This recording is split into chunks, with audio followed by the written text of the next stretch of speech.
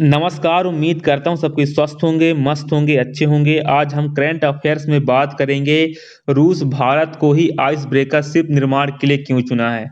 जब रूस और यूक्रेन का युद्ध हो रहा था, उस समय भारत एक ऐसा देश था जो रूस का मदद किया था। जब पश्चिमी देश ने रूस पर प्रतिबंध लगा रखा था, तब भारत गुटनिरपेक्षता की नीति का पालन करते हुए किसी भी गुट में न शामिल होकर रूस से तेल का आयात किया था और कम दामों में तेल खरीदा था, भले ही हमारे भारत में उस तेल दुगने रेट में बेच दिया गया हो। तो इसलिए रूस चाहता है कि आर्कटिक क्षेत्र में नॉर्दर्न सी रूट का विकास किया जाए और पश्चिमी देशों के लगाए हुए प्रतिबंधों को मात दिया जाए। और इस समुद्री रास्ते के लिए रूस ने भारत को बहुत बड़ा ऑफर दिया है। जो रसिया है, भारत को ऑफर दिया है कि दोनों देश मिलकर इस पर एक बहुत बड़ा काम करने वाले हैं। रूस के इस ऑफर से दोनों देशों के बीच रिश्तों में मजबूती आई है। तो पहले से ही भारत और रूस का रिश्ता हमेशा मजबूत रहा है। भारत आर्कटिक क्षेत्र में बड़ी ताकत बनकर उभरेगा। भारत सरकार 2 जहाज बनाने वाली कंपनियों के साथ बातचीत कर रही है, गैर परमाणु आइस ब्रेकर को तैयार किया जा सके, और इस पूरे सौदे की कीमत 6,000 करोड़ रुपए होगी। इस सौदे पर पूरे सौदे को रूस की सरकारी परमाणु ऊर्जा कंपनी रोस्टोम का भी साथ मिल रहा है। रूसी कंपनी अच्छे माहौल वाली और क्षमता से लैस भारतीय कंपनी की तलाश कर रही है, वह भी जब अमेरिका ने प्रतिबंध लगा रखा हो। क्या होगा इससे? देखा जाए नॉर्दर्न सी रूट से क्या होगा फायदा। यूरेशिया टाइम का रिपोर्ट के मुताबिक यह है कि 2023 में रूस ने खुलासा किया था कि भारत को गैर परमाणु आइस ब्रेकर बनाने का प्रस्ताव दिया है और इनका संयुक्त उत्पादन किया जाना है। रूस चाहता है कि जहाज़ों के जरिए होने वाले वैश्विक व्यापार के लिए नॉर्दर्न सी रूट की विकसित किया जाए, जो एक वैकल्पिक रास्ता होगा और इससे स्वेज नहर की तुलना में उत्तरी यूरोप और पूर्वी एशिया के देशों को ज़्यादा जल्दी से सामान पहुंचाया जा सके। रूस का लक्ष्य है कि इस रास्ते से कम 15 करोड़ टन कच्चा तेल, एलएनजी, कोयला और सामान 2030 तक हर साल पहुंचाए जाए। जो रूस चाहता है, इससे रूस का भी फायदा होगा।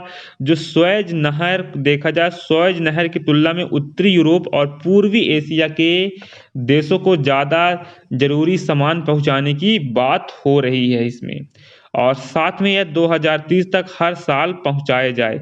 रूस चाहता है इसके लिए कम से कम 50 आइस ब्रेकर और बर्फ में चलने वाले जहाज इस रास्ते में तैनात किए जाएं और साथ ही नए बंदरगाह, टर्मिनल और आपातकालीन जहाज बनाए जाए। आर्कटिक समुद्री इलाका 6 महीने से जो बर्फ से ढका रहता है, आइस ब्रेकर की आगे बहुत ज़रूरत पड़ सकती है। पुतिन और प्रधानमंत्री मोदी के बीच मुलाकात में जहाज़ों के निर्माण को लेकर सहमति बनी थी और अमेरिका प्रतिबंधों की वजह से यूरोपीय शिपयार्ड रूस के लिए जहाज नहीं बना पा रहे हैं। जो वजह से यूरोपीय शिपयार्ड रूस के लिए जहाज नहीं बना पा रहे हैं, वहीं चीन और दक्षिण कोरिया और जापान के शिपयार्ड कम से कम 2028 तक के लिए बुक हैं। जो चीन हो गया, दक्षिण कोरिया हो गया और जापान के जो शिपयार्ड हैं, वह 2028 तक बुक रहेंगे।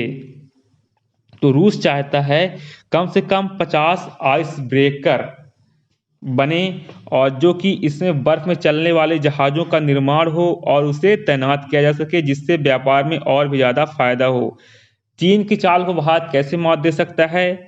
रूस को अब विकल्प के रूप में भारत की मदद लेनी पड़ रही है, जो उसका भरोसेमंद पार्टनर है। विशेषज्ञों का कहना है कि रूस भारत के साथ दोस्ती बढ़ाकर चीन को संतुलित करने की कोशिश कर रहा है। यूक्रेन युद्ध के बाद रूस बुरी तरह से चीन पर निर्भर हो गया है और चीन चाहता है कि नॉर्दर्न सी रूट पर उसकी पकड़ बढ़े और वह रूस के साथ दोस्ती बढ़ा रहा है। वह इसे BRI का हिस्सा बता रहा है और यह पूरा इलाका तेल और गैस से भरा हुआ, जिससे आने वाले समय में व्यापार बहुत ज़्यादा बढ़ने की संभावनाएं बता रही है। लेकिन रूस चाहता है भारत एक ऐसा रूस का दोस्त है जो हमेशा रूस के साथ खड़ा रहता है और रूस की मदद भी भारत करता रहता है।